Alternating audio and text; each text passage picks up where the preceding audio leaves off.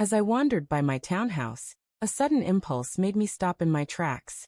The words drifting from my unfaithful wife, fresh from the bathroom and wrapped in a towel, left me speechless. In that instant, I vowed that my retribution would be swift, merciless, and beyond her wildest imagination. She had no idea of the tempest I was about to unleash. The morning had begun like any other. I left my workplace earlier than usual, my mind preoccupied with a pivotal business transaction. While driving past our home on my way to the gym, a strange urge pulled me to a halt. Call it intuition or perhaps fate. I parked and noticed my wife Laura's car in the driveway. A peculiar sight, since she'd told me she'd be stuck in a late meeting and wouldn't be home for hours. A shiver ran through me, but I brushed it aside. "You're reading too much into this, Daniel," I scolded myself, though a nagging unease refused to fade. Moving quietly, I slipped through the front door, the house enveloped in an eerie stillness, broken only by the faint sound of water from the upstairs shower. Then a man's voice shattered the quiet. "That was unbelievable," he chuckled. "You're really pulling this off." My body tensed. Moments later, Laura's voice, playful and smug, responded, "Daniel hasn't a clue. He's so easy to fool. He thinks I'm swamped at work tonight. We've got all the time in the world." A brief silence followed, then the unmistakable sound of a kiss. My hand gripped the railing, my knuckles turning white. A cold wave washed over me as my thoughts raced. She was betraying me, right here, in our own home, our haven. I could have charged upstairs, thrown open the door, confronted the stranger, and demanded explanations. But I held back. Instead, I took a deep breath and retreated into the shadows. In that moment, I knew this wouldn't end in a heated argument. It would end in punishment, swift, unrelenting, and crushing. I slipped out, returned to my car, and sat there, not consumed by anger or sorrow, but by a chilling resolve. My marriage was over. I accepted it. But I wouldn't slink away like a broken, defeated husband. Laura had underestimated me terribly, and she was about to discover the price of that mistake. I called my trusted friend, Ethan, a master in cybersecurity. "Ethan," I said, my voice unnervingly calm, "I need your help." A brief pause. "Daniel, what's going on?" he asked cautiously. "Laura's having an affair," I stated plainly. "I need proof. Everything."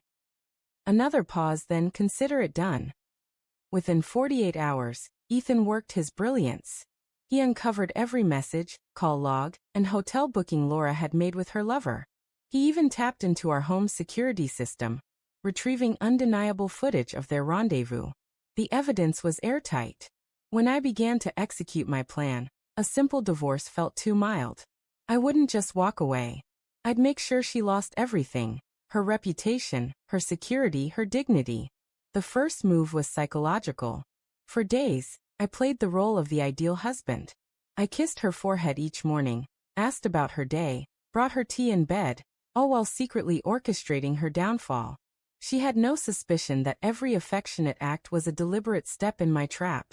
To set the stage for my revenge, I devised an elaborate deception: a romantic weekend retreat to a lavish countryside manor, a destination we'd always dreamed of visiting.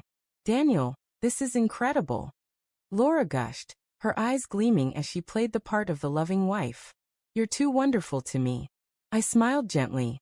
"Anything for you, my love." She had no idea that, as she eagerly packed, I was finalizing her ruin. She didn't suspect that when she next entered our home, it would no longer be hers.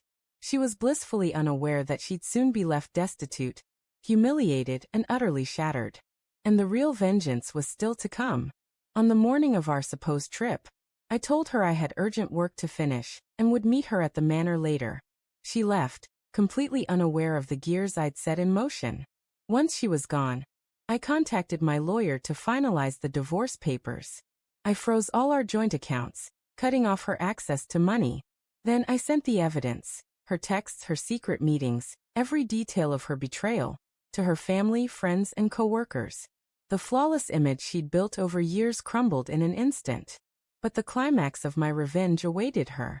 At the manor, Laura found a beautifully set table, a chilled bottle of wine, and a sleek folder. Confused, she opened it, expecting a romantic letter or itinerary. Instead, she found printed messages to her lover, surveillance photos, and divorce papers. A handwritten note lay on top. I was just passing by and decided to stop, but what I overheard changed everything. You never saw this coming. This is my goodbye. I wished I could have seen her reaction, but I had no desire to watch her fall apart. I didn't go to the manor. I didn't call.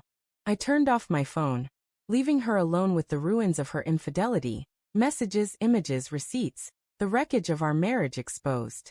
And still, she didn't grasp the